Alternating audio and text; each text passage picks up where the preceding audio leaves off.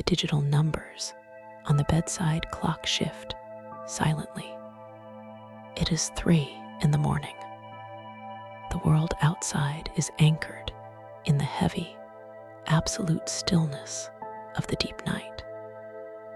But my internal rhythm is already ascending toward the surface of the day. I do not need an alarm. My body knows the schedule. I wake with a clear, calm mind, my eyes adjusting to the darkness of the room. There is no grogginess, only the immediate, quiet awareness of the task ahead. I slide the heavy duvet back. The air in the room is cool, a deliberate choice. I sleep better in the cold, buried under weight, simulating the pressure that will embrace me later in the day. I swing my legs over the side of the bed and plant my feet on the hardwood floor. The wood is smooth and solid beneath my soles. I stand, stretching my spine, feeling the vertebrae align one by one, a vertical chain locking into place. I roll my shoulders back, hearing the soft movement of the joints, loosening the muscles that will spend the next 8 hours bearing the weight of brass and fiberglass. I move through the hallway in the dark, navigating by memory and the faint blue spill of moonlight through the window. The house settles around me with a gentle creak, the only sound in the silence. In the bathroom, I turn the tap. The water runs cold, then cool, then warm. I cup my hands, catching the liquid, and splash my face. The sensation is sharp and grounding. I dry my face with a rough cotton towel, the friction waking the skin, preparing it for the day. In the kitchen, the ritual begins in earnest. This is a sequence I have performed 1,000 times, a calibration of the self before the calibration of the machines. I walk to the coffee grinder. I take the bag of beans from the shelf. They are dark roast, oily and fragrant. I pour a precise measure into the hopper. The sound of the beans tumbling against the plastic is like rain on a tin roof. I press the button, and the machine hums, a low, consistent vibration that travels through the counter and into my fingertips. The aroma rises immediately, rich and earthy, filling the small space of the kitchen. While the water heats, I prepare my breakfast. It must be dense. It must be fuel. I take a heavy iron pot from the rack. I measure out oats, water, and a pinch of salt. I turn the gas dial, and the blue flame blooms with a soft whoosh. I stir slowly with a wooden spoon. There is a meditative quality to the stirring, the spoon scraping the bottom of the pot, the mixture thickening, the steam rising in lazy, white ribbons. I eat standing at the counter, the silence of the house wrapping around me like a blanket. Every bite is calculated energy. I wash the bowl and the spoon, drying them and placing them back in their designated spots. An orderly kitchen is the precursor to an orderly mind. Now, the transition to the exterior world. I go to the mudroom where my transit gear waits. I am not putting on my dive suit yet, but the clothes I wear to the harbor are chosen with equal care. Heavy wool socks, thick and gray, pulled up over the calves. Denim jeans, stiff and durable. A flannel shirt, buttoned to the collar. I sit on the wooden bench to lace my boots. They are leather, worn soft in the ankles, but rigid in the toes. I thread the laces through the metal eyelets, pulling them tight. Left foot, right foot. The knot is secure. I grab my canvas duffel bag, heavy with the few personal tools I prefer to keep close. I step out the front door and lock it behind me. The key turns with a satisfying metallic clunk. The morning air is crisp, carrying the scent of dew and damp earth. It is still fully dark. The streetlights cast pools of orange glow on the asphalt, islands of light in a sea of shadow. My truck waits in the driveway. The metal of the door handle is cold against my palm. I climb in, the leather seat creaking as it accepts my weight. I insert the key and turn the ignition. The engine catches immediately, settling into a low, throaty idle. I let it run for a minute, watching the gauges climb, ensuring the oil pressure is steady, the temperature rising. I am a creature of gauges. I trust them more than I trust my own eyes sometimes. I shift into gear and back out of the driveway. The tires crunch softly over the gravel at the end of the drive before humming onto the smooth pavement. The commute is a solitary voyage. At this hour, the roads belong to the tradespeople, the delivery drivers, the operators of the infrastructure that keeps the world running while it sleeps. I drive with one hand on the bottom of the wheel, relaxed but attentive. The heater hums quietly, blowing warm air against my feet. I merge onto the highway. There is almost no traffic. The rhythmic thump of the tires over the expansion joints of the bridge keeps time like a metronome. Below me, invisible in the dark, the river flows toward the ocean. I am following it. The landscape changes as I drive. The soft, organic shapes of the suburbs give way to the angular, rigid geometry of the industrial district. Warehouses, power stations, depots. The lights here are brighter, harsher, halogen white and sodium orange.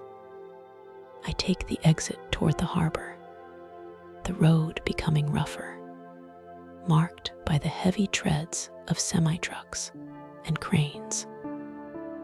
I roll down the window an inch. The smell of the ocean rushes in. It is a complex scent: salt, brine, diesel fuel, wet steel, and the distinct, ancient odor of tidal mud. It is the smell of my office. I arrive at the shipyard gates.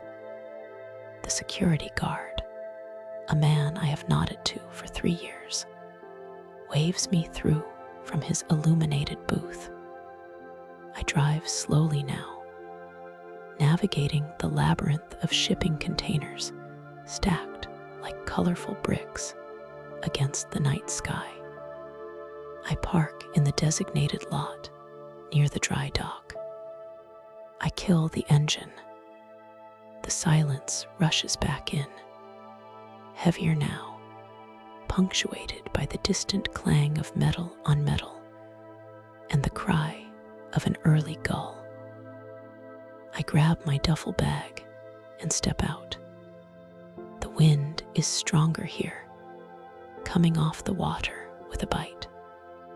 I zip my canvas jacket to the chin and walk toward the pier. The vessel is waiting. The Titan, a 200-foot dive support ship, sits low in the water. She is painted a deep, industrial blue, with white lettering on the bow. She looks asleep, but I know she is humming internally with generators and hydraulics. I walk up the gangway, the aluminum grating vibrating slightly under my boots. I step onto the deck. The surface is non-slip steel, painted gray. Everything here is heavy, bolted down, secured. There are no loose ends on a dive ship. I make my way to the dive locker, a steel structure welded to the aft deck. This is the changing room, the workshop, the sanctuary. I pull the heavy steel handle of the watertight door. It swings open on well-greased hinges. Inside, the air is warm and smells intensely of rubber, neoprene, and drying gear. It is a comforting smell. It smells of competence. I find my station, a metal bench with my name stenciled above a row of hooks. I set my bag down and begin the transformation. First, the street clothes come off. They are folded neatly and placed in the locker. I am stripped down to the basics. I pull on a pair of thick, thermal undergarments. They fit tight to the skin, a second layer of warmth. Next, the wool socks, pulled high. Then the suit. For today's job, I am using a hot water suit. It is a loose-fitting suit made of heavy neoprene, flooded with warm water pumped from the surface to keep me from freezing in the depths. It hangs on the rack, heavy and limp. I step into the legs, pulling the material up. It feels cold and stiff now, but soon it will be a cocoon of warmth. I zip the heavy plastic zipper up the front. It tracks smoothly, sealing me in. I sit on the bench and pull on my dive boots. These are weighted, heavy rubber boots with reinforced toes. I lace them tight, locking my heels in place. I stand and stomp once, twice. Solid. Now I move to the workbench to inspect the most important piece of equipment I own, the helmet. It is a Kirby Morgan, a beautiful piece of engineering. It sits on the bench like a trophy. The shell is bright yellow fiberglass, scarred from years of use, but structurally perfect. The faceplate is clear, scratch-free. The metal components, the side block, the regulator, the locking collar, are polished brass and stainless steel. I pick it up. It weighs nearly 30 pounds. I run my hands over the exterior, checking for cracks or deep gouges. I turn it over to inspect the neck dam. The neoprene is supple, no tears. I check the O-rings. I run my finger along the black rubber seal. It is smooth, greased with silicone, ready to create a watertight barrier. I check the communications wires. I trace the connections, ensuring they are tight. I blow gently into the microphone to test the position. I check the nose block, the device I will use to equalize the pressure in my ears. It slides in and out smoothly. I open the side block valve. I listen to the click of the mechanism. I check the emergency gas valve. It turns with a firm, fluid resistance. Everything is in order. This helmet is my lungs, my eyes, and my ears. I treat it with reverence. I place the helmet back on the bench and pick up my welding shield. It clips onto the front of the dive helmet.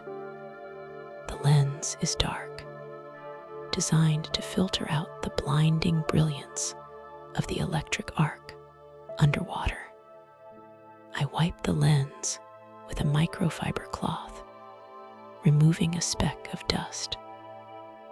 The door to the locker opens, and the dive supervisor steps in. He holds a clipboard.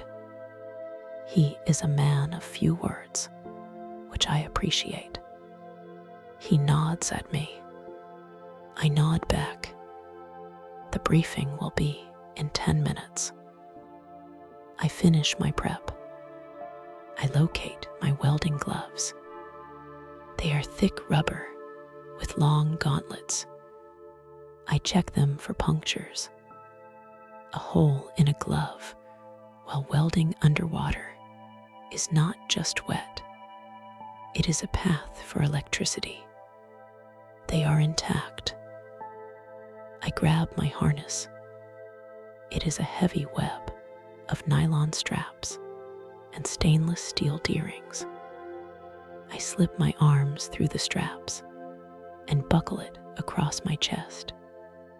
It hugs my torso tightly. On the back is the bailout bottle, a small cylinder of emergency gas. I check the pressure gauge on the bottle. It reads 3,000 pounds per square inch. Full.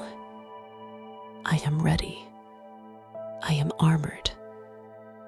I step out of the locker room and back onto the deck. The sky is beginning to lighten. The horizon is a bruised purple, bleeding into a pale gray. The water in the harbor is calm, a sheet of black glass reflecting the lights of the cranes. I walk to the dive station, the area of the deck where the umbilical cords are coiled like sleeping snakes. The umbilical is my lifeline. It is a thick bundle of hoses and cables taped together. It carries my breathing air, the hot water for my suit, the communications wire, the pneumathometer hose to measure my depth, and the video cable for the camera on my helmet. I run my hand along the length of the yellow hose. It is sturdy, reassuring.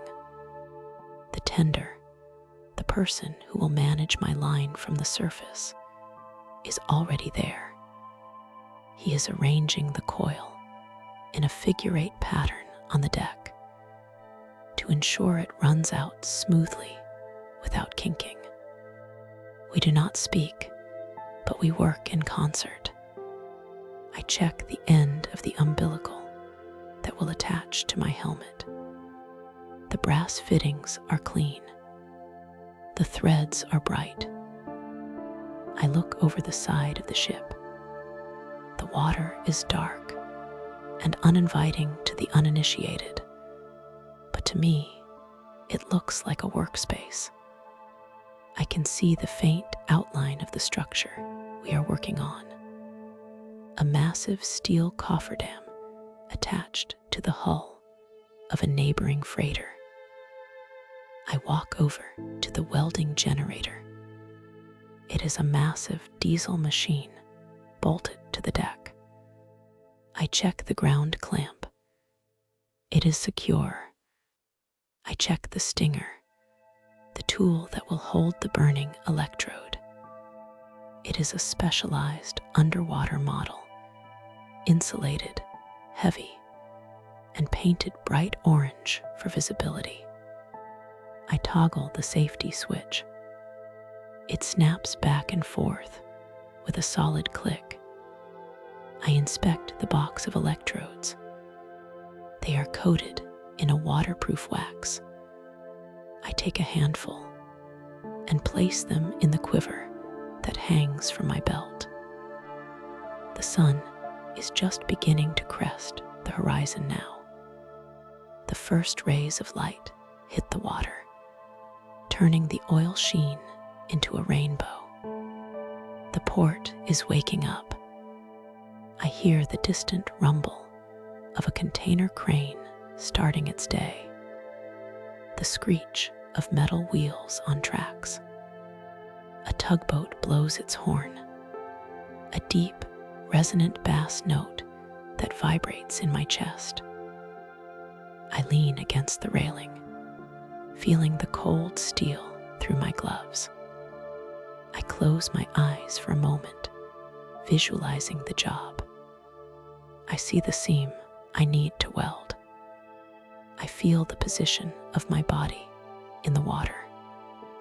I imagine the sound of the arc, the sizzle of the water boiling around the electrode, the rhythm of the molten metal laying down in overlapping coins. I breathe in deeply through my nose, filling my lungs with the cool, salty air. I hold it for a second, then exhale slowly. My heart rate is slow, steady.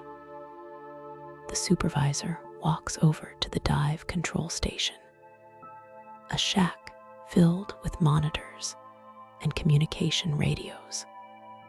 He flips a switch, and the external speaker crackles to life.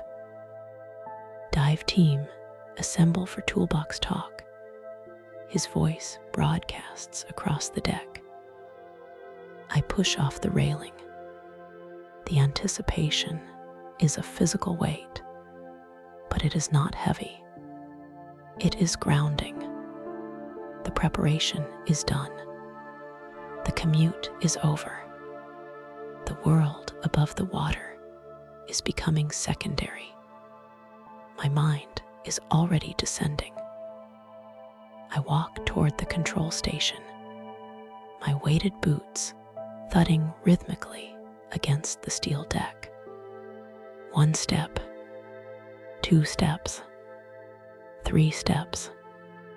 I am awake. I am prepared. I am ready to work. The habitat seal locks into place with a dull, heavy thud that reverberates through the soles of my weighted boots. I am standing inside a steel bubble, a hyperbaric chamber clamped tightly around a section of oil pipeline 300 feet below the surface of the Atlantic.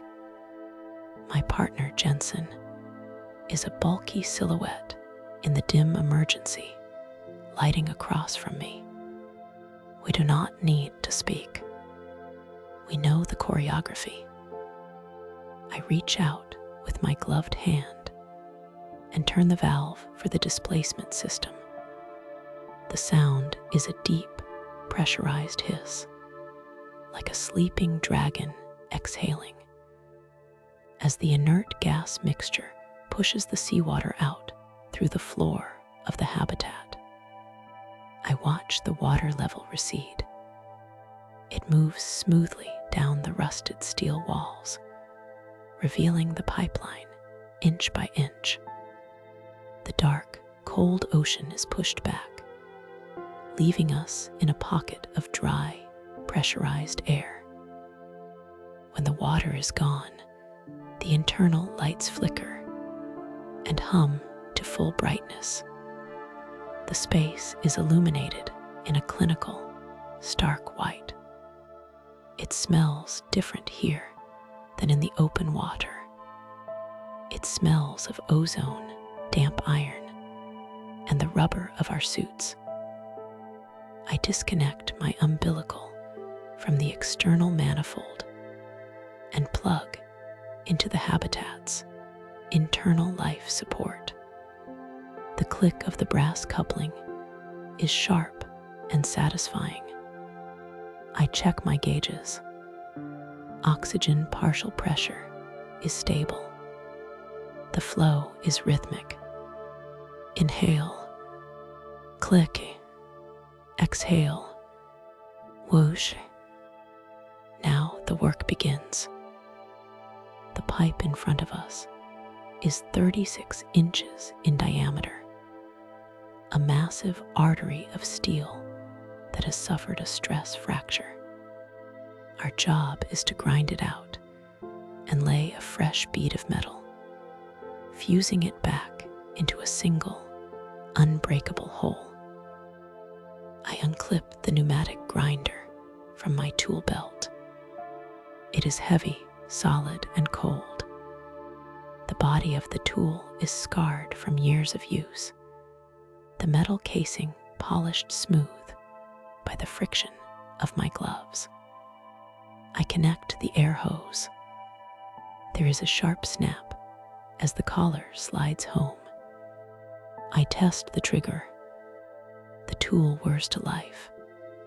A high-pitched, consistent singing that vibrates all the way up my forearm to my shoulder. It is a vibration of power. I step forward to the pipe. The fracture is a hairline shadow against the gray metal. I bring the grinding wheel down. Contact. The sound changes instantly to a throaty growl. Sparks do not fly here as they do on the surface. In this high-pressure atmosphere, they are shorter, denser, falling like heavy, glowing sand. I watch the wheel bite into the steel. I am not rushing. I apply steady, even pressure, letting the abrasive disc do the work. I move the tool from left to right, carving out a V-shaped groove along the crack. The sensation is incredibly tactile. Through the thick neoprene of my gloves, I can feel the texture of the metal changing. I can feel when I hit a patch of corrosion, the vibration becoming rougher. And when I reach the clean, virgin steel underneath, where the tool glides like a skate on ice, I grind until the groove is perfect. The metal shines, bright and silver, a stark contrast to the dull coating of the pipe. I run a finger along the edge of the bevel. It is smooth, uniform, ready. I hang the grinder back on the habitat wall and pick up my stinger. The stinger is the electrode holder, the painter's brush of my trade. It is insulated, thick, and gripped tightly in my right hand. With my left hand, I reach into the quiver at my waist and withdraw a fresh welding rod. It is a 7018 electrode, flux-coated, dry, and warm from the heater box. It feels like a piece of chalk, but heavier. I insert the bare end of the rod into the jaws of the stinger. I twist the handle to clamp it down. The connection is solid. Ready to arc, I say. My voice is flat inside the helmet, devoid of echo. Current is hot, topside replies in my ear. The voice from the surface is distant, a ghost in the machine. I nod to Jensen. He lowers his welding shield. I lower mine. The world goes dark. The only thing I can see through the thick, shaded glass of my visor is the faint ghost of the pipe in front of me. I position the tip of the rod at the start of the groove. I take a breath. I hold it. I scratch the rod against the steel. Ignition. A miniature sun is born between my hands. The arc strikes with a violent, beautiful hiss, illuminating the groove in a brilliant, molten orange. The darkness of the helmet is instantly replaced by the high-contrast clarity of the puddle. This is the flow state. This is where time dissolves. I am watching a pool of liquid steel, no larger than a dime. It swirls and dances under the force of the electricity. My job is to guide it. I manipulate the stinger with microscopic movements. I am weaving the rod in a tight crescent motion, forward to dig into the metal, back to fill the void. Forward, back, forward, back. The sound is a continuous, aggressive crackle, like bacon frying in a cast iron pan, but louder, deeper. It is the sound of electricity, forcing matter to change state. I focus entirely on the edges of the puddle. I need the molten metal to wash up against the sides of the groove, biting into the parent material, but not undercutting it. It is a delicate balance of heat and speed. If I move too fast, the weld will be thin and weak. If I move too slow, I will burn through the pipe. My hand moves with a steady, robotic cadence. I am not thinking about the 300 feet of ocean above my head. I am not thinking about the cold. I am thinking only of the puddle. I watch the slag, the liquid coating from the flux, hardening behind the weld pool. It protects the cooling steel. The rod burns down. It gets shorter and shorter as it feeds into the metal. When there is only 2 inches of electrode left, I snap my wrist. The arc breaks. The light vanishes. I am back in the darkness for a second before I flip my visor up. The weld glows a dull, angry red, fading slowly to gray. Smoke curls up toward the scrubbers in the ceiling of the habitat. The smell of burning flux is sharp and distinct, a scent that implies construction and permanence. I pick up the chipping hammer. It has a spring handle and a chisel point. I strike the cooled weld. Ting. The sound is bright and clear. The slag, the hardened crust over the weld, pops off in a single, long curl, revealing the metal beneath. It is beautiful. The bead of weld metal looks like a stack of silver coins, tipped over and fused together. The ripples are evenly spaced. The width is consistent. There are no pores, no cracks, no shadows. It is a perfect physical record of my focus. I pick up the wire brush. Scritch, scritch, scritch. I polish the silver bead until it gleams under the habitat lights. I check the time. 40 minutes have passed. It felt like 5. Route pass complete, I say to the air. Copy that, diver, topside replies. Parameters look stable.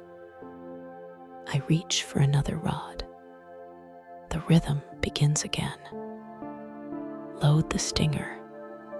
Twist. Clamp. Visor down. Breath held. Strike. The second pass is the hot pass. It needs to be hotter faster. I turn the dial on my remote control box, increasing the amperage. I can feel the extra power in the hum of the cable. When I strike the arc this time, the light is more intense, the puddle more fluid.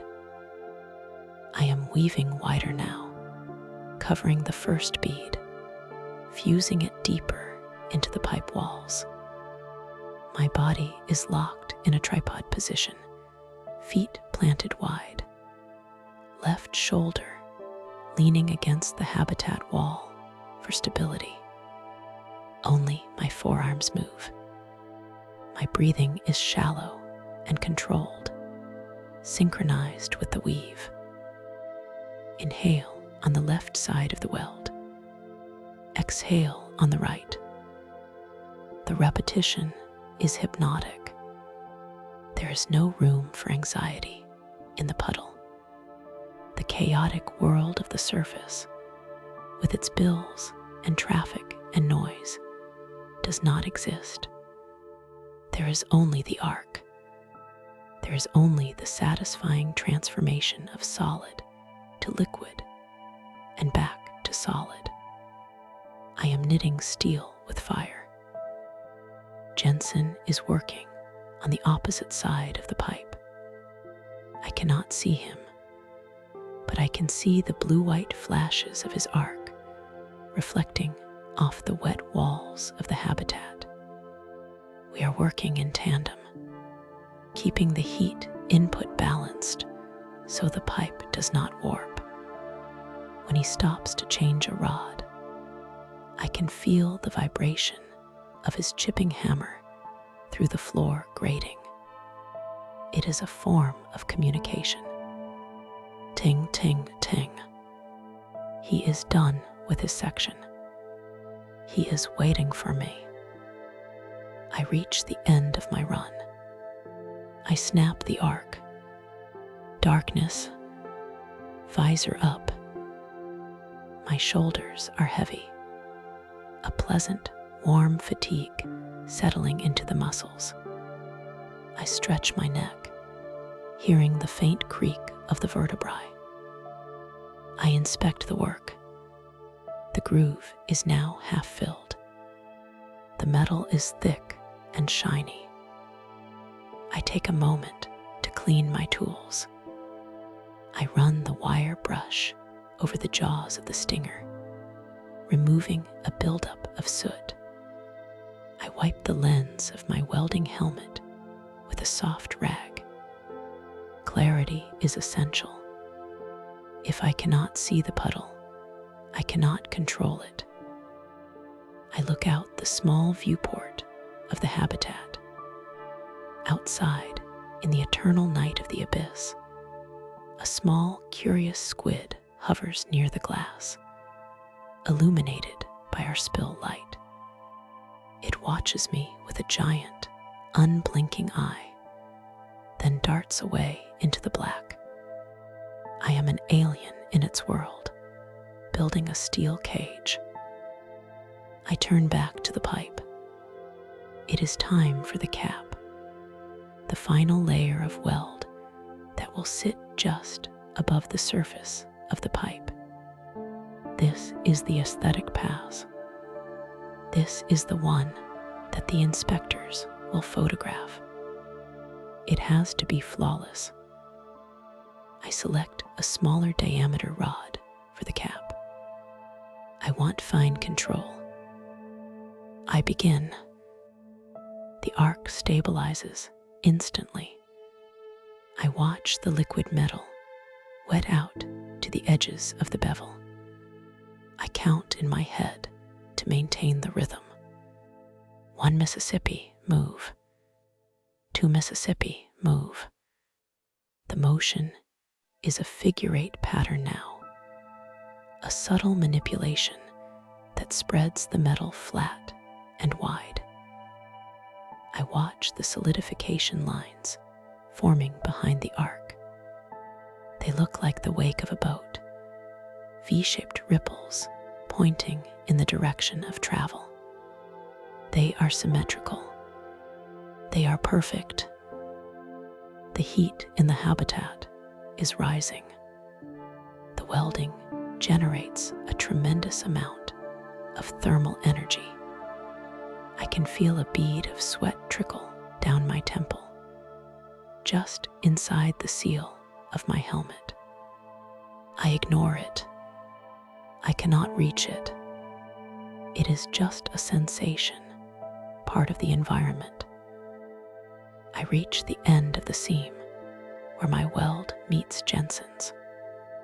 This is the tie-in. It is the most critical part. I have to melt into his weld without leaving a crater.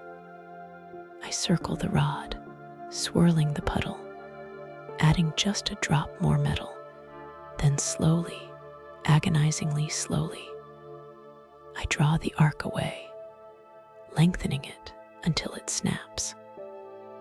Silence returns to the habitat. I lift my visor. I lay the stinger down on the rubber mat. I pick up the hammer. Ting!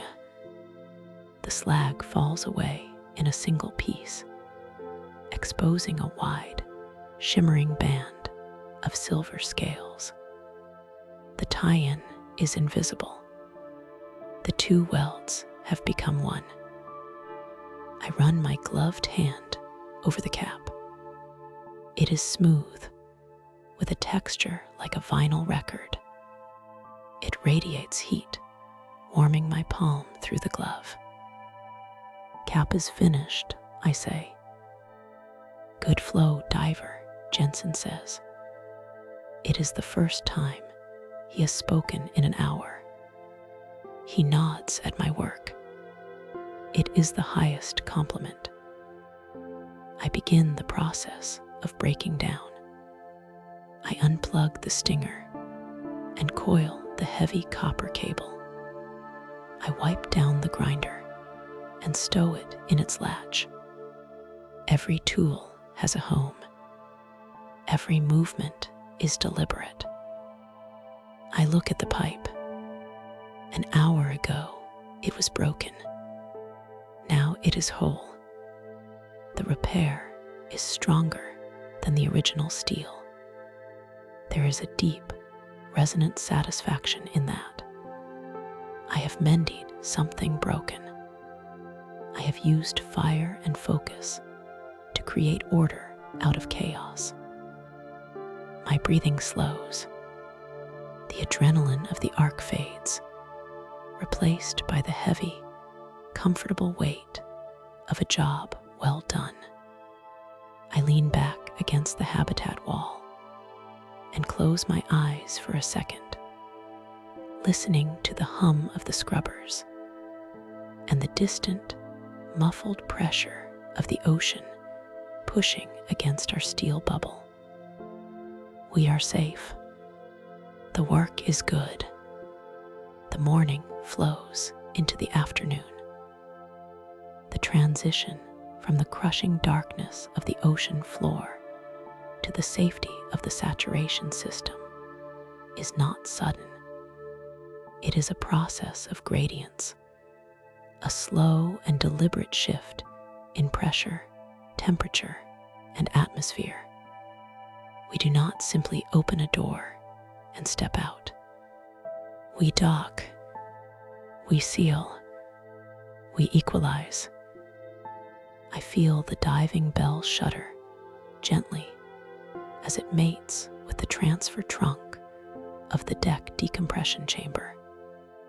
It is a heavy, metallic thud, a sound that vibrates through the steel hull and into the soles of my neoprene boots.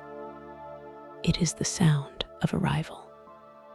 The heavy steel clamps on the ship above engage with a hydraulic groan, locking us tight against the living quarters. I sit on the bench inside the bell, my breathing steady, watching the pressure gauges. The needle holds firm. The seal is good. My dive partner, Miller, gives me a nod. We do not need to speak. The routine is etched into our muscle memory. He reaches for the equalization valve, his gloved hand moving with practiced slowness. He turns the wheel.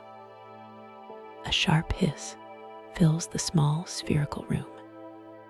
This is the sound of the pressure in the trunk between us and the habitat matching the pressure inside our bell. We are living at a storage depth of 300 feet, regardless of where the ship floats on the surface.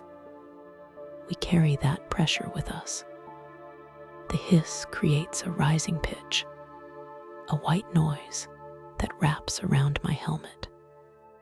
I swallow, feeling my ears pop, adjusting to the subtle shift. The gauge settles. The hissing stops. The pressures are equal. I stand up, my legs heavy from the 4-hour excursion in the mud and silt. I reach up and undog the hatch. It is a heavy circle of steel, but the counterweights make it manageable. I spin the wheel, the threads moving smoothly through their grease. With a final clunk, the dogs retract. I push the hatch upward. It swings open, revealing the short, cylindrical tunnel of the transfer trunk. The air that wafts down from the habitat smells different. The bell smells of ozone, damp rubber, and the distinct metallic tang of the ocean. The habitat smells of scrubbed air, warm electronics, and faintly of coffee. It is the smell of home, or at least the capsule that serves as home for this 28-day rotation. I climb up through the trunk, hauling my body weight against the ladder rungs. The hot water suit I am wearing is cooling down now that the umbilical is disconnected, the trapped water turning tepid against my skin. I pull myself up and into the main chamber.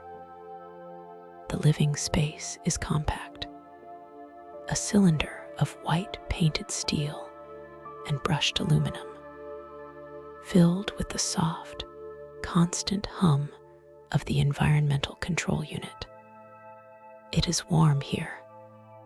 The humidity is kept strictly regulated to prevent bacteria, making the air feel crisp and dry despite the sweat on my brow. I turn back to help haul the gear bags up.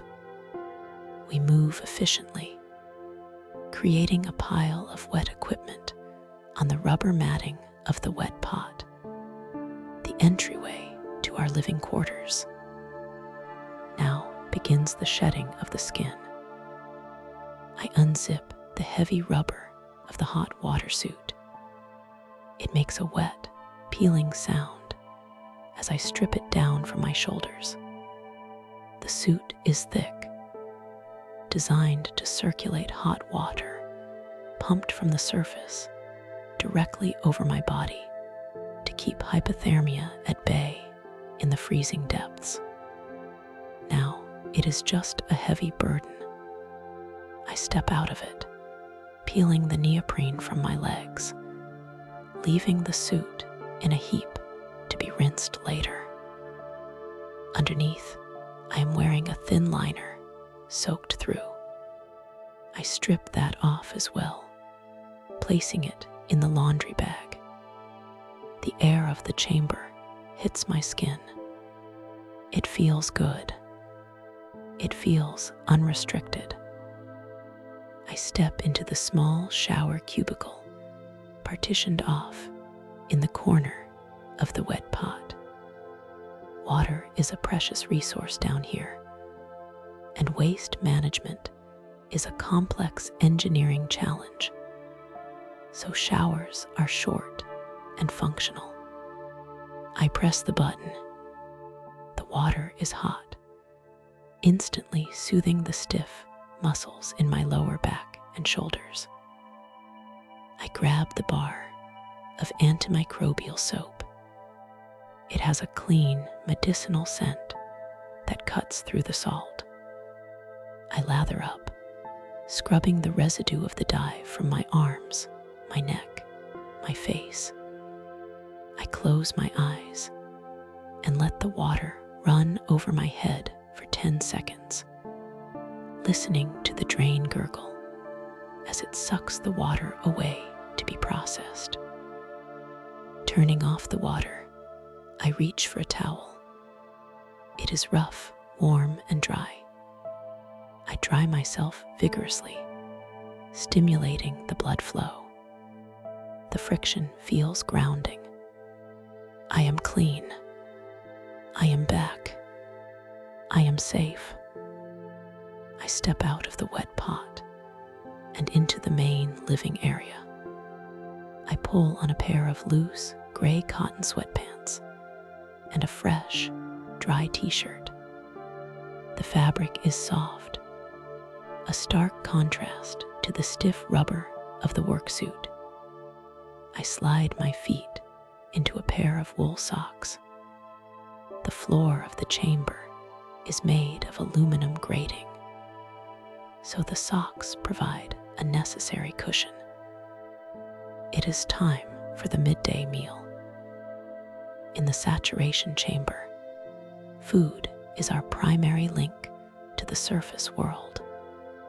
It arrives through the medical lock, a small 2-door airlock on the side of the chamber, about the size of a microwave oven.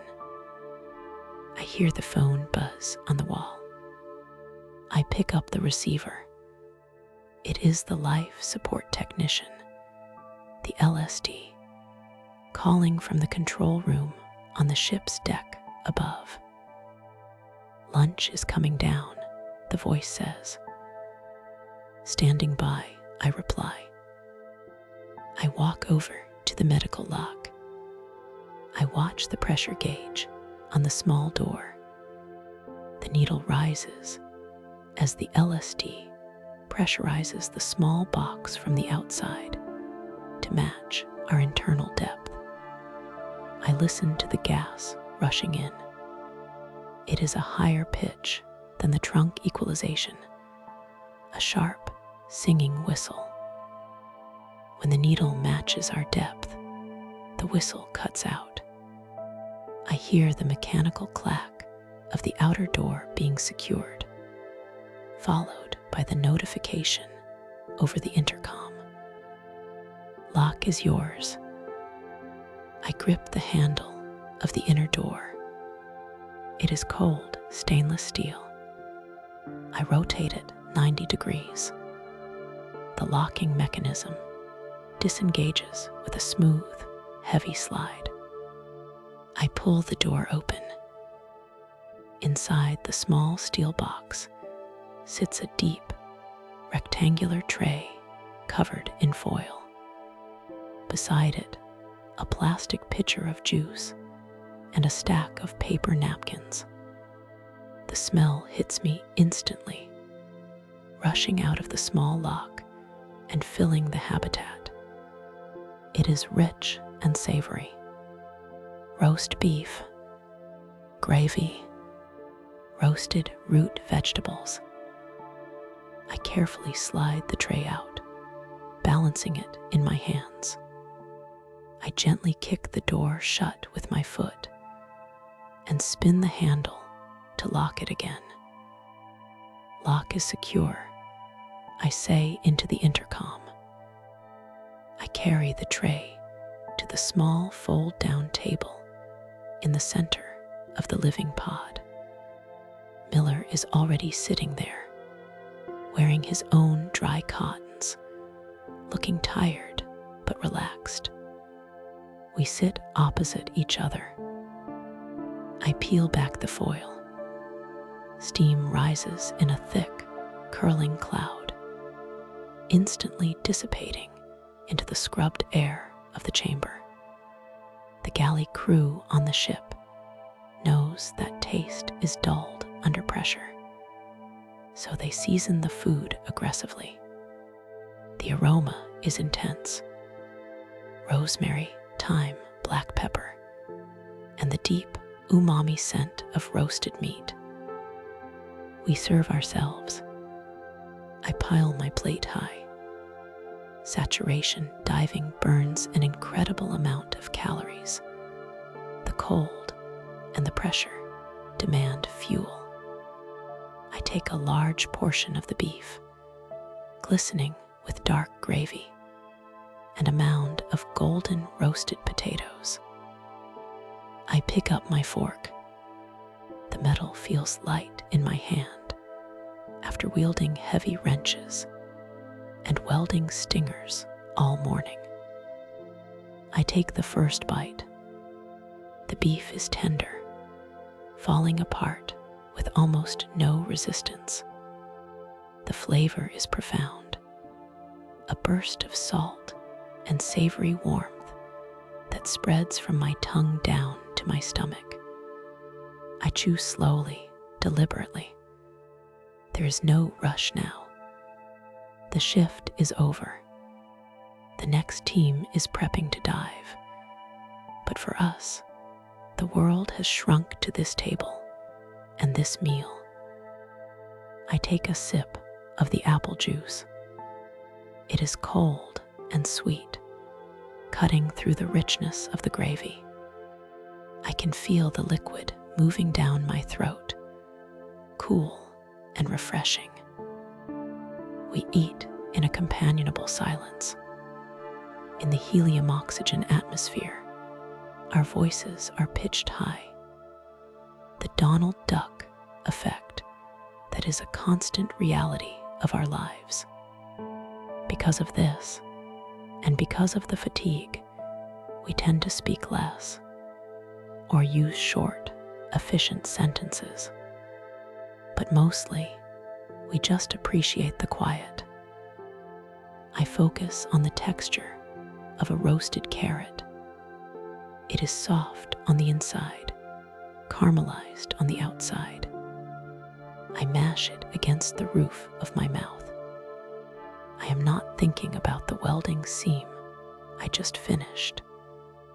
I am not thinking about the dark water outside. I am thinking only of the sweetness of the vegetable and the warmth of the habitat. After the meal, I wipe my mouth with the paper napkin. I feel a heavy, pleasant lethargy settling into my limbs. The blood is moving to my stomach. My eyelids feel weighted, as if small lead sinkers have been attached to my lashes. We stack the plates back onto the tray. I place the empty pitcher beside them. I walk back to the medical lock, open the door, and slide the remnants of lunch inside. I seal the door. Lock is yours, I tell the LSD. I hear the gas vent as they depressurize the lock to bring it back to surface pressure. The sound is a descending whoosh, carrying our dirty dishes away to the world of sunshine and fresh air above. Now begins the lull, the early afternoon stretch, where the habitat feels most like a sanctuary. I do not go to my bunk immediately. There is a ritual of maintenance that helps quiet the mind. It is a way of putting the work to bed, just as I will put myself to bed shortly. I move to the equipment bench, a small stainless steel ledge running along the curved wall of the chamber. My diving helmet, the Kirby Morgan, sits there. It is a magnificent piece of engineering, a heavy sphere of yellow fiberglass and chrome. It is my life support, my eyes, and my ears. It deserves my attention. I sit on a small stool in front of the helmet. I pick up a microfiber cloth. I begin to wipe down the faceplate. The port is made of scratch-resistant polycarbonate, but I treat it like a diamond. I move the cloth in small, concentric circles, removing a smudge of grease and a few dried spots of salt water. I polish until the plastic is invisible, until I can see the reflection of the habitat, lights perfectly undistorted on the curve. Next, I check the oral nasal mask inside. I reach my hand into the neck dam, my fingers tracing the soft silicone rubber of the mask that covers my nose and mouth. I am checking for tears, for debris, for anything that might impede the flow of gas. The silicone is smooth and pliable. It feels cool to the touch. I pick up a small tub of silicone grease. I unscrew the lid. The grease is clear and viscous. I dab the tiniest amount onto the tip of my index finger. I run my finger along the O-ring of the side block assembly, the point where the emergency gas supply connects. The motion is rhythmic and repetitive. Circle, smooth, inspect. Circle, smooth, inspect. The grease renders the rubber shiny and slick, ensuring a perfect seal. There is a deep satisfaction in this preventative care. I am not fixing something that is broken. I am ensuring that nothing breaks. I am imposing order on the chaos of the ocean. I check the communication wires, tracing the connections where they enter the shell of the helmet. The terminals are clean. The insulation is intact. Finally, I place the soft, padded cover over the faceplate, snapping it into place to protect the lens. I pat the top of the helmet. It is ready for tomorrow. I stand up and stretch, my spine cracking gently. The hum of the scrubbers seems to have deepened, becoming a steady, white noise lullaby.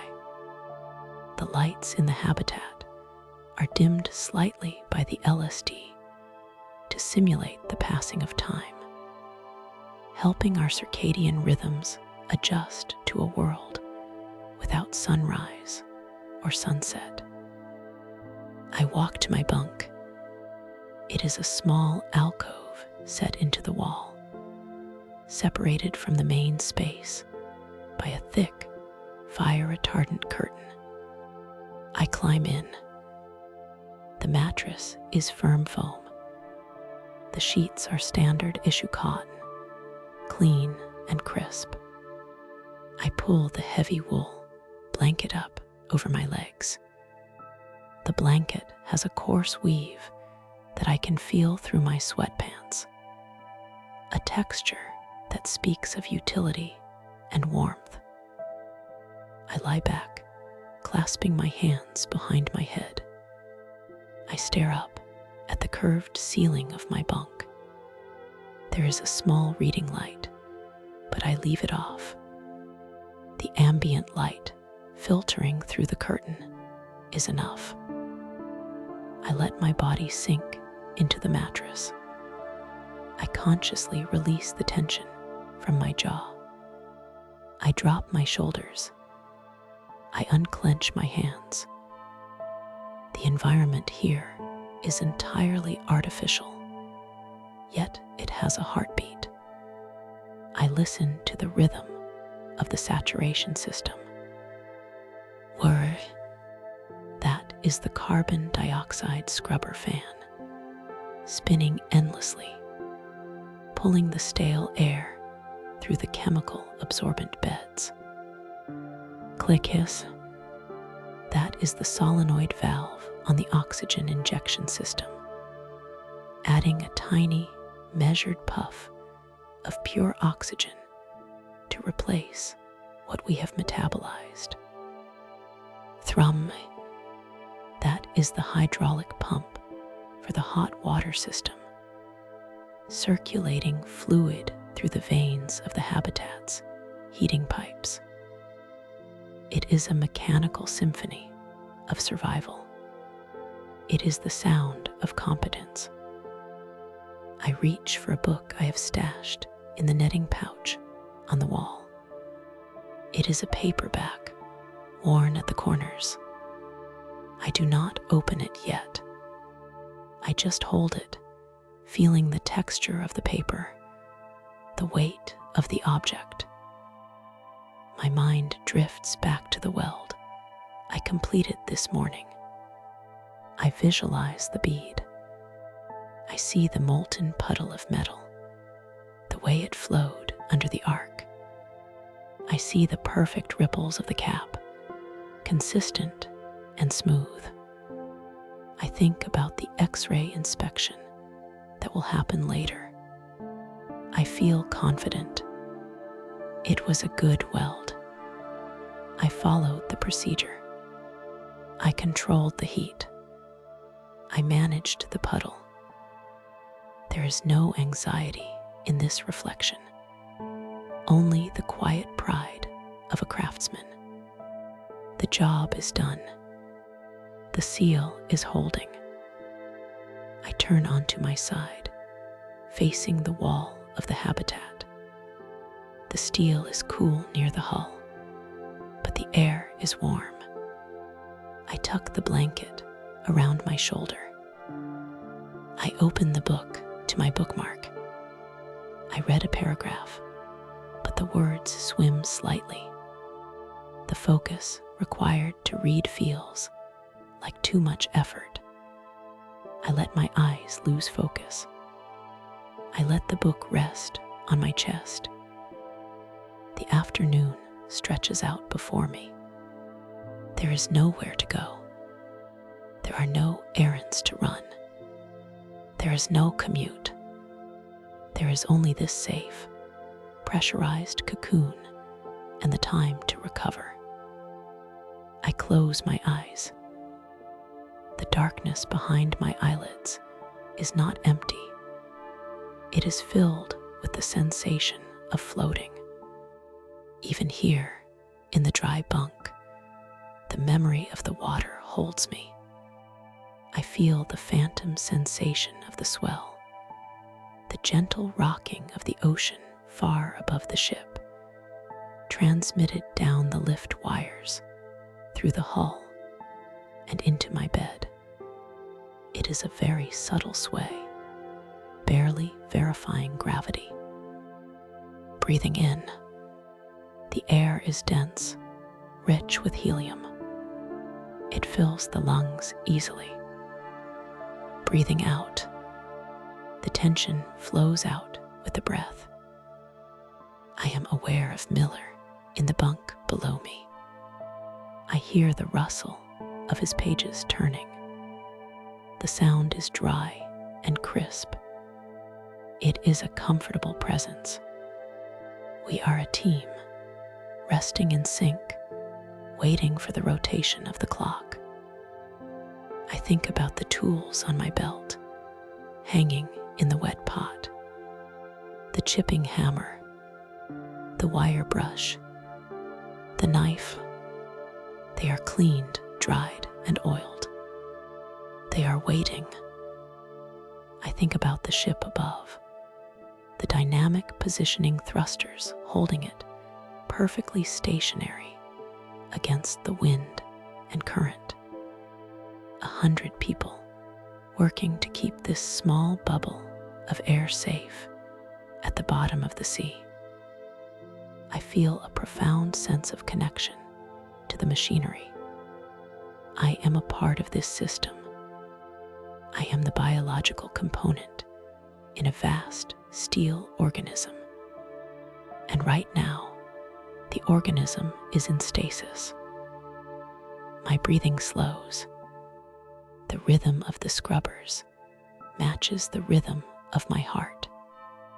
The world narrows down to the warmth of the blanket and the heaviness of my limbs. I drift. The concept of down feels relative. I am deep underwater, yet I am dry. I am under immense pressure, yet I feel light. I allow my mind to walk through the habitat one last time before sleep takes me. I mentally check the valves. I check the gauges. I check the seals. Everything is green. Everything is nominal. I listen to the faint, distant clang of metal on metal. Perhaps the support crew on deck moving a container, or the umbilical winch adjusting tension. It sounds miles away. It belongs to another world. My world is here. In the lull, I shift my legs, finding the cool spot on the sheets. The luxury of stretching out fully is not lost on me. In the bell, we are cramped, knees to chest. Here I am long. I am uncompressed. The smell of the soap on my skin lingers. A faint, clean scent mixed with the metallic air. It is the scent of the pause between exertions. I let go of the last thread of alertness. The focus that keeps me alive in the water dissolves into a soft, fuzzy haze. The maintenance is done. The body is fed. The gear is prepped. There is nothing left to do but rest. I sink deeper into the pillow. The sounds of the habitat blend into a single, continuous drone, a sonic blanket that covers me. Sleep comes not as a fall, but as a submersion, a slow, controlled descent into a quiet, darker depth. I am ready to sleep. I am safe. I am at rest. The final 6 inches of the seam are always the most personal. By this point in the dive, my rhythm is absolute. I am no longer thinking about the angle of the electrode or the amperage flowing through the cable. I am simply an extension of the current. The arc burns a brilliant violet white in the murk, a miniature star I control with the slightest articulation of my wrist. I watch the molten puddle form. It is a small, glowing pool of liquid steel, trembling under the pressure of the ocean and the heat of the torch. I manipulate it, pushing the liquid metal upward, then letting it settle back, stacking one ripple on top of another. Push, pause, withdraw. Push, pause, withdraw. Inside my helmet, the The sound of my own breathing is steady and deep. Inhale for 4 counts. Exhale for 4 counts. The regulator delivers the air with a soft, mechanical hiss. A comforting reminder of the lifeline connecting me to the surface world far above. Around me, the ocean is silent, save for the crackle of the welding arc, a sound like frying bacon that vibrates through the water and into my bones. I reach the end of the bevel. I hold the arc for a fraction of a second longer, ensuring the crater is filled, ensuring the metal flows flush against the existing steel plate. Then I snap my wrist back. The light vanishes. The sudden darkness is absolute, but only for a moment. My eyes adjust, and the gloom of the deep returns, illuminated by the halo of my helmet lights. The water is a heavy, dark blue, filled with the suspended particles of the sea. I hang there, suspended in zero gravity, inspecting my work. I bring my faceport closer to the weld. Even through the thick glass and the distortion of the water, I can see the bead is uniform. It looks like a stack of silver coins, perfectly aligned, cooling rapidly in the chill of the Atlantic. Topside, I say, keeping my voice low and level. Weld complete. Commencing inspection. Copy that. The supervisor's voice crackles in my earpiece, warm and grainy. Take your time. I reach for my chipping hammer, tethered to my tool belt with a thick lanyard. I swing it gently. Underwater, the motion is slow, dreamlike. The hammer head strikes the weld. Clink, clink, clink. The sound is dull and muted. I chip away the slag, the waste material that forms a crust over the fresh metal. It flakes away easily, revealing the bright, clean steel beneath. I run my gloved finger over the ridge. It is smooth, consistent. There are no pits, no cracks, no undercuts. It is a good weld. It will hold against the crushing pressure of the deep. It will hold for years. I stow the hammer. I unclip the stinger, the welding torch, and secure it to the rack on the side of the habitat structure. Every movement is deliberate. There is no rushing here. Rushing leads to mistakes, and mistakes are difficult to fix at 300 feet. I gather my umbilical, the thick bundle of hoses and cables that supplies my air, my power, and my communications. I coil the slack, looping it over my arm to prevent it from snagging on the jagged barnacles of the pylon. Topside, I say. Job is done. Sight is clear. Ready to leave bottom. Roger that, diver. Square yourself away. Begin ascent on my mark. I push off gently from the steel structure. I drift backward, floating free. I look at the repair one last time. A bright scar of new metal on the dark, aging titan of the rig. It is satisfying to leave something better than I found it. To know that because of my hands, this structure remains whole. Begin ascent, the voice commands. I inflate my suit just a fraction. I feel the buoyancy lift me. I begin to rise. I grab the down line, the thick rope that guides me back to the diving bell. I climb it hand over hand, not pulling hard, just guiding my upward momentum. The ascent is a slow meditation. I watch the depth gauge on my wrist. 280 feet, 260 feet. The water pressure decreases, and I vent the expanding air from my suit to maintain a neutral buoyancy.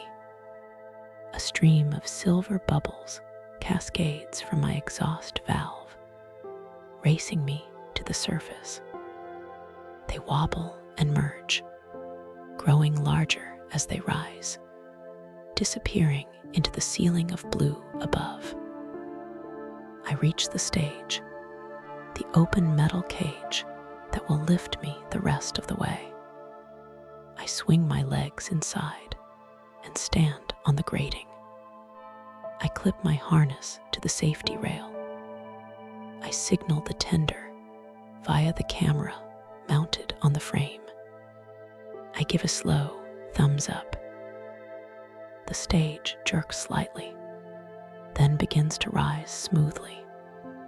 The hum of the winch travels down the wire. I am a passenger now. I lean back against the rail, letting my arms hang loose. The water begins to change. The ink black turns to a deep indigo, then a royal blue. As we near the surface, the light transforms. Shafts of sunlight pierce the water, dancing like curtains of pale fire. I can see the hull of the dive support vessel above, a dark, hulking shadow rocking gently in the swell. The bubbles from the ship's thrusters create a turbulent white cloud. We break the surface. The transition is jarring. The silence of the underwater world is replaced by the roar of the ship's engines, the crash of waves against the steel hull, and the shouting of the deck crew. The water drains from the stage, heavy and loud. Gravity returns instantly. My suit, which felt weightless moments ago, now pulls down on my shoulders with 50 pounds of neoprene and rubber. The helmet feels like a boulder on my neck. The crane swings the stage over the deck and lowers us down. The metal grating touches the wood of the deck with a solid thud. 2 tenders are there immediately. They are efficient, moving with practiced speed. One steps forward and grabs my umbilical, managing the slack. The other steps to my side. Diver on deck, the supervisor announces over the speaker. I stand still, letting the tenders do their work. I am tired, a deep cellular fatigue that comes not just from exertion, but from the cold and the pressure. I hold out my arms. The tender unlocks the neck dam of my helmet. I hear the sharp click of the latch, then the hiss of the seal breaking. The smell of the ocean air hits me instantly. It smells of diesel fumes, salt spray, and damp rope. It is the sweetest smell in the world. The helmet is lifted from my head. The cool air rushes over my sweat-damp face. I blink in the brightness of the afternoon sun, taking a deep breath of raw, unfiltered atmosphere. "Good dive," the tender says, taking the helmet from me. "Solid," I reply. My voice sounds strange to my own ears, no longer confined by the brass shell. They help me out of the harness. I unclip the bail-out bottle, the emergency gas tank strapped to my back. My shoulders rise as the weight is removed. Next comes the weight belt, then the heavy rubber fins. I step out of them, my feet feeling light and unencumbered. I peel the dry suit down to my waist. The undersuit beneath is damp with perspiration.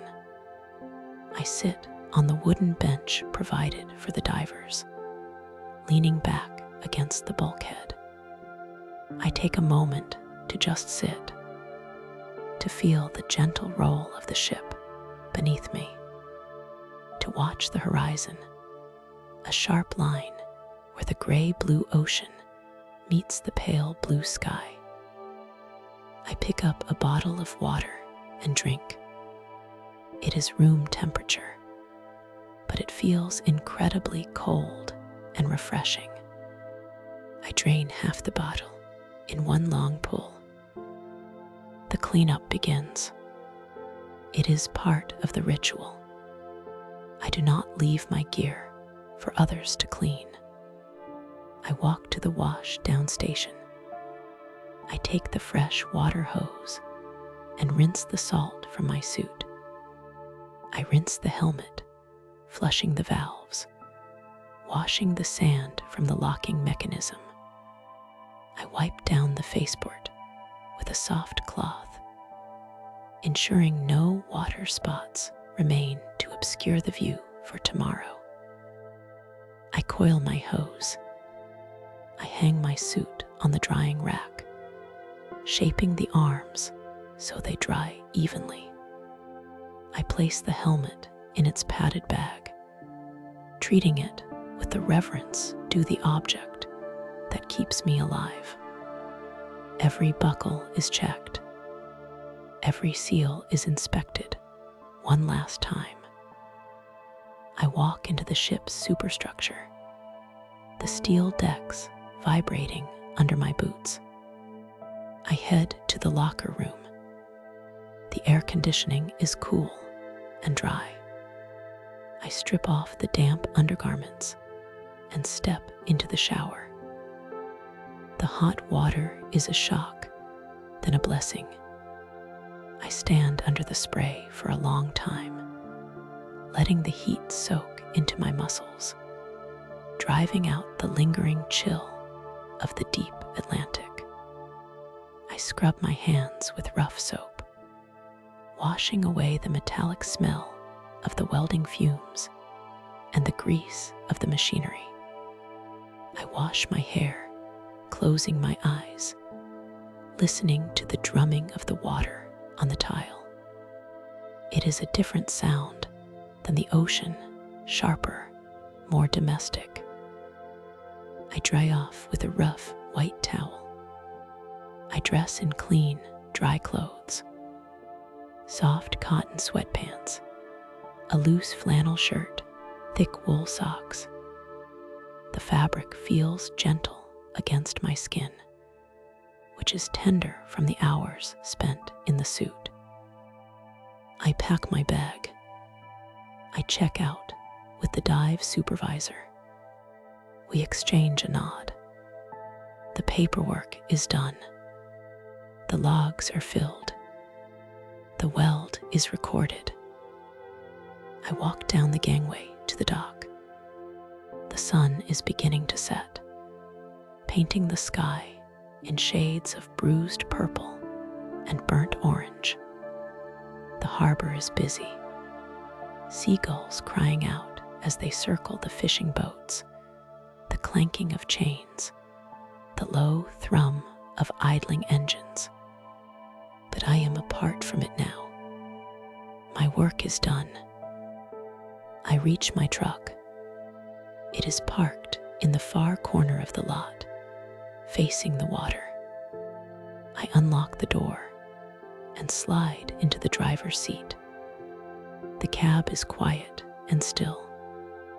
It smells of old leather and coffee. I toss my bag onto the passenger seat. I sit for a moment before starting the engine. I look at my hands resting on the steering wheel. They are steady. They are the hands of a craftsman. Today, they joined steel at the bottom of the sea. Today, they built something permanent. There is a deep, quiet pride in that. I turn the key. The engine rumbles to life. I pull out of the lot, driving slowly. I navigate the industrial roads of the port, passing stacks of shipping containers and rows of warehouses. I merge onto the coastal highway. The drive home is the final stage of decompression. I do not listen to the radio. I prefer the hum of the tires on the asphalt and the wind rushing past the window. I drive with the window cracked open slightly, letting the cool evening air circulate through the cabin. To my left, the ocean stretches out, vast and dark. I look at it with a different understanding than most. I know what lies beneath that surface. I know the cold and the pressure and the silence. But tonight, I am separated from it. Tonight, I am a creature of the land. The streetlights flicker on as I enter the outskirts of my town. The houses are warm squares of yellow light against the deepening dusk. I see families sitting down to dinner, televisions flickering in living rooms. It is a world of comfort and safety, a world that exists because of the raw, hard work done in the places people rarely see. I pull into my driveway. The gravel crunches softly under the tires. I turn off the engine. The silence of the neighborhood is profound. No pumps, no compressors, no waves. Just the rustle of the wind in the oak trees and the distant bark of a dog. I walk to my front door. The key slides into the lock with a smooth, satisfying click. I step inside. The house is warm. It smells of cedar and lemon polish. I drop my bag by the door. I walk into the kitchen. I am not hungry for a heavy meal. I toast 2 slices of bread. I spread them with butter. I pour a glass of milk. I sit at the small wooden table in the corner. I eat slowly, tasting the grain of the bread and the richness of the butter. Simple flavors. After the metallic tang of the breathing gas, these simple things taste extraordinary. I wash my plate and glass, drying them and placing them back in the cupboard. The kitchen is spotless. I leave it as I found it. I move to the living room and sit in the armchair. I do not turn on the television or look at my phone. I simply sit. I let my body sink into the cushions. My legs feel heavy, anchored to the floor. My arms rest on the arms of the chair, limp and relaxed. I think back through the day. The early morning darkness, the smell of the coffee, the weight of the helmet, the flash of the arc, the stack of dimes, the ascent. It feels like a single, continuous loop, a perfect circle of effort and result. I feel the sleepiness beginning to pull at me. It is not a sudden crash, but a slow, rising tide. My eyelids feel heavy. My breathing slows, matching the rhythm I held underwater. Inhale for 4. Exhale for 4. I stand up, moving slowly, and walk to the bedroom. The room is cool and dark.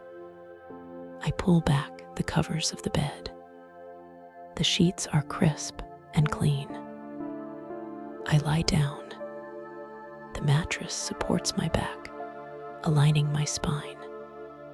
I stretch out my legs, feeling the joints pop and release. I pull the heavy duvet up to my chin. The weight of the blanket is grounding. It reminds me of the pressure of the water, but without the cold, without the danger. It is a safe weight. I close my eyes. In the darkness behind my eyelids, I see the afterimage of the welding arc, a small, fading star. I see the blue of the deep water. I feel the gentle sway of the ocean, a phantom sensation that rocks me. My mind begins to drift. I am no longer a welder. I am no longer a diver. I am just a breathing body, warm and safe. The tension in my neck dissolves. The tightness in my hands fades away. I listen to the sound of the house settling for the night. The creak of a floorboard, the hum of the refrigerator, the wind outside. These sounds are the lullaby of the surface world. I drift deeper. The day is done. The work is finished. The weld is good. I sink into the softness of the mattress. My thoughts unspool, losing their shape. There is only the rhythm of my breath and the encroaching velvet of sleep. I am safe. I am home. I am asleep.